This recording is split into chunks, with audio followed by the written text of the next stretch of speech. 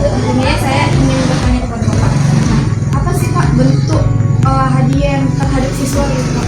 Kalau hadiah maksudnya berprestasi? Iya. Nah, kalau berprestasi terhadap santri yang bagus itu yang sesuai dengan pendidikannya. Misalnya mereka itu kan di sekolah, pasti kita berhubungan dengan pendidikan. Boleh itu buku, boleh itu ATK lah, alat tulis kantor ya, itu boleh kita berikan kepada anak supaya membuat mereka lebih tinggi lagi dalam belajar lebih baik lagi. Terus yang selanjutnya, kapan sih Pak waktu yang Bapak berikan kepada siswa dalam hadiah itu? Oh, saat event atau saat pembagian rapor. Kalau event kan bisa kita bagikan karena dia berprestasi dalam event tersebut juara.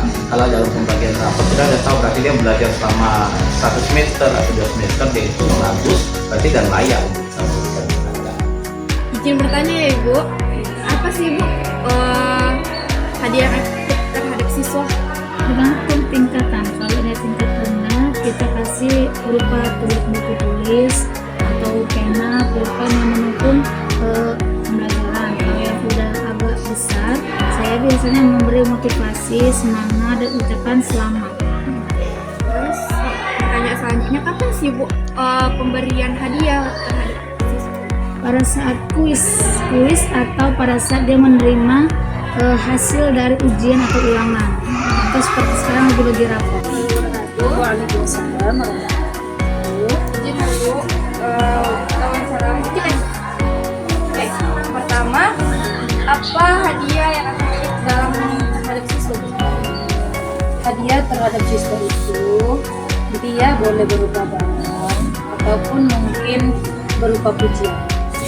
Yang paling sering kita laksanakan selama ini itu adalah yang pertama pujian dari siswa yang berprestasi ataupun mungkin siswa yang masih kurang berprestasi, itu diberikan semangat dari puji-pujian. Maksudnya kamu pandai, tapi kurang di sini. Ada lagi yang memang dia sudah betul-betul mendapatkan prestasinya, itu bisa diberikan berupa minimalnya itu kayak pensil atau pulpen, atau mungkin kadang yang sering diberikan itu tulis. Dibedakan kalau dia sih pertama dibuat dia dapat 5 buku, atau mungkin lagi kedua dibuat nanti 3 buku. Selain itu, kalau dia prestasi di luar atau seumpama sekarang kan ada program ini, program P5RA, itu program Pancasila, belajar di luar, outclass. Kalau belajar outclass itu, dia nanti mendapatkan apa yang telah dihasilkannya, karya yang dihasilkannya itu, dan sangat bagus, itu dia akan mendapatkan ada apresiasi dari sekolah. Gitu.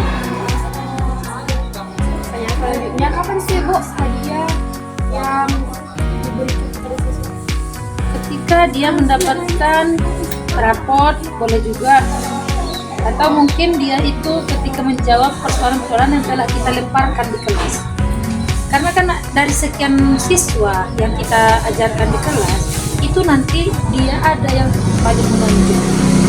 Kadang dipancing dengan sebuah permen, atau kadang dia boleh dipancing dengan, ada juga kadang sering diberikan itu hadiahnya berupa apa yang ada di satu di rumah, atau mungkin uang, bukan besar, tapi itu hanya untuk mendukung dia, menyemangati dia saja, memotivasi dia saja.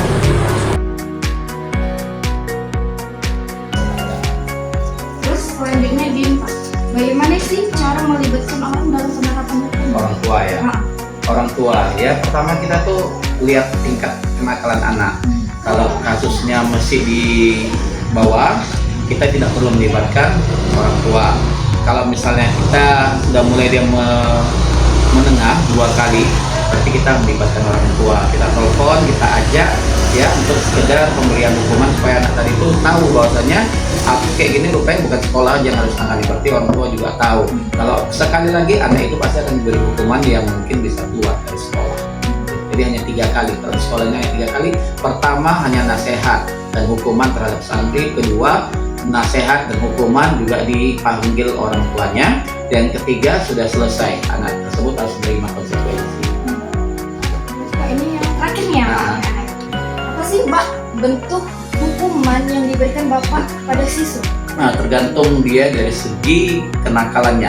Kalau dia hanya sebatas kenakalan-kenakalan biasa, kita terapkan hukuman penghafalan, menulis bahwasanya dia tidak akan beberapa lembar, bahwasanya tidak akan nakal lagi. Kemudian bisa juga kita kasih mereka menulis ayat-ayat ataupun hafalan-hafalan yang panjang biar itu menjadi tugas dia lebih mendidik. Nah, kemudian kalau dia ada kenakalan yang lebih, misalnya merokok, cabut, kita kasih hukuman, apakah itu berupa hukuman fisik tapi mendidik.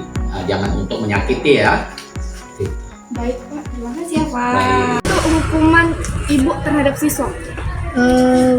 Kalau saya, karena saya guru agama, jadi mengedepankan pembelajarannya. Contohnya misalnya ada hafalan, nah itu saya suruh mereka menghafal hafalan mereka sambil berdiri, atau mereka menuliskan Al-Fatihah tanpa melihat Al-Quran, ditulis kertas lembar.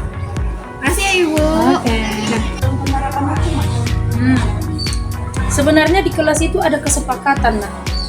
Dalam kelas itu ada kesepakatan antara siswa dengan gurunya. Tentu kesepakatan antara siswa dengan gurunya itu seumpama gini.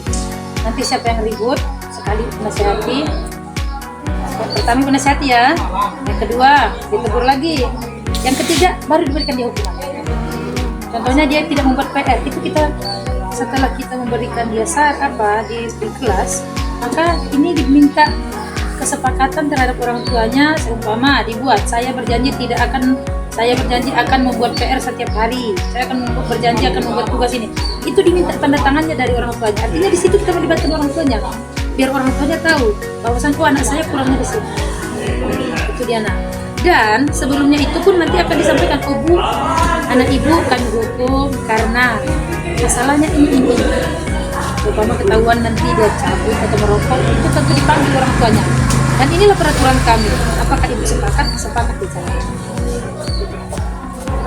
Pertanyaan yang terakhir Bu, apa bentuk hukuman yang sesuai terhadap siswa?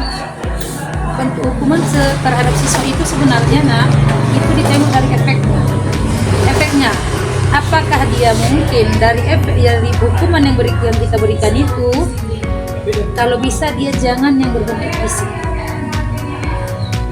Hukumnya seumpama kita suruh dia menulis sholawat entah berapa lembar, atau mungkin menulis saya berjanji akan seperti ini, itu kan dia akan terasa efeknya itu.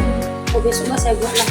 Karena tujuan hukumnya sebenarnya per ibu itu efeknya itu yang ditengok, bukan seberapa sakitnya hukuman itu, bukan seberapa capeknya, tapi bagaimana efeknya gitu.